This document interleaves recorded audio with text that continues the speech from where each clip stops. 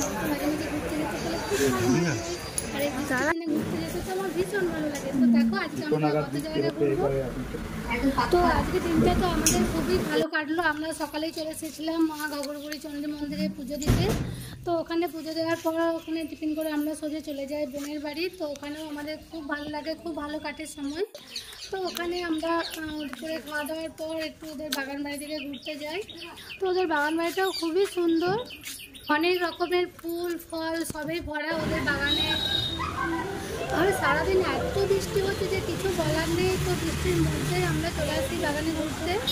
তো সারাদিন তো বৃষ্টিপাত হয়েই চলেছে। তো আমরা বোনের বাড়ি থেকে বেরিয়ে সোজা চলে আসি রানীগঞ্জের যে শ্যাম মন্দির করেছে ওখানে। কারণ আমরা ঠিক করে এসেছিলাম যে আগে মা ঘাগরবুড়ি চন্ডী মন্দিরে পুজো দেবো, তারপর বোনের বাড়ি ঘুরবো, তারপর আমরা কিন্তু চলে আসবো শ্যাম মন্দিরে একটু ঘুরতে। কারণ এসেছিলাম যেদিন উদ্বোধন অনুষ্ঠান ছিল সেদিন আমরা দেখে গেছি, কিন্তু পুরো পরিবারে আসা হয়নি, ওদেরও দেখা হয়নি। তাই ভাবলাম সবাইকে কিন্তু এবার মন্দিরটা আমি ঘুরিয়ে নিয়েই যাবো।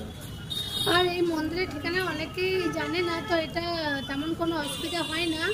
তো এটা রানীগঞ্জে যদি বাস স্ট্যান্ডে নামা হয় তো ওখান থেকে অটো টোটো যে কোনো ধরে কিন্তু যদি বলা হয় শ্যাম মন্দির যাব তো ওরা কিন্তু পৌঁছে দেয়। আর বাইকে নিয়ে গেলে তো কোনো অসুবিধাই নেই। পাঞ্জাবি মোড় দিকে যদি আসা হয় তো ওখান থেকে সোজা চলে এলেই আর মন্দিরটা এত সুন্দর। এখনও কিন্তু অনেক কাজই বাকি, এখনও কাজ চলছে।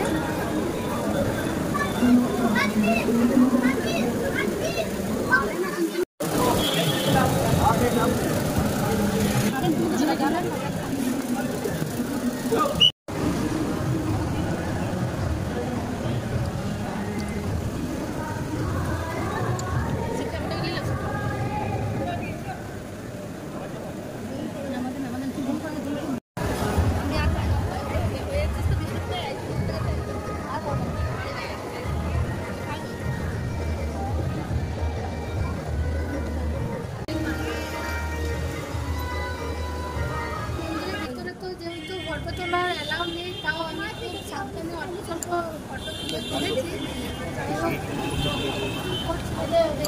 দরকার নেই।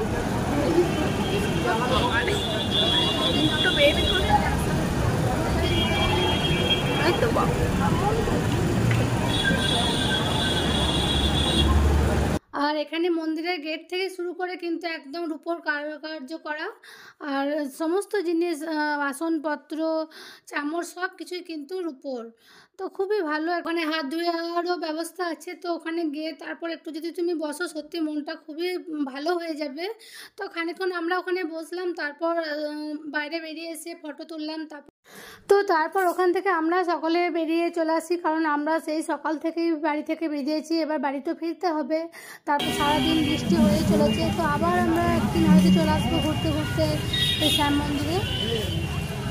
তো বন্ধুরা, কেমন লাগলো আমার ভিডিওটি? যদি ভালো লেগে থাকে তো অবশ্যই লাইক কমেন্ট ও শেয়ার করে দিও। আর যারা আমার চ্যানেলে নতুন হয়ে যায় প্লিজ চ্যানেলটিকে প্লিজ সাবস্ক্রাইব করে দিও। আর তোমরাও সময় পেলে অবশ্যই শ্যাম মন্দিরে একবার ঘুরে যেও, খুব ভালো লাগবে। বিকেলবেলাটা তো দারুণ কেটে যাবে। আর এতটাই দেরি হয়ে গেছিলো যে মোমোটা পার্সেল করে নিতে হয়েছিল, কারণ আর খাওয়ার সময় হয়নি। আর তাহলে এই পর্যন্ত থাক, পরের দিন আবার চলে আসবো নতুন একটা ব্লগ নিয়ে। টাটা।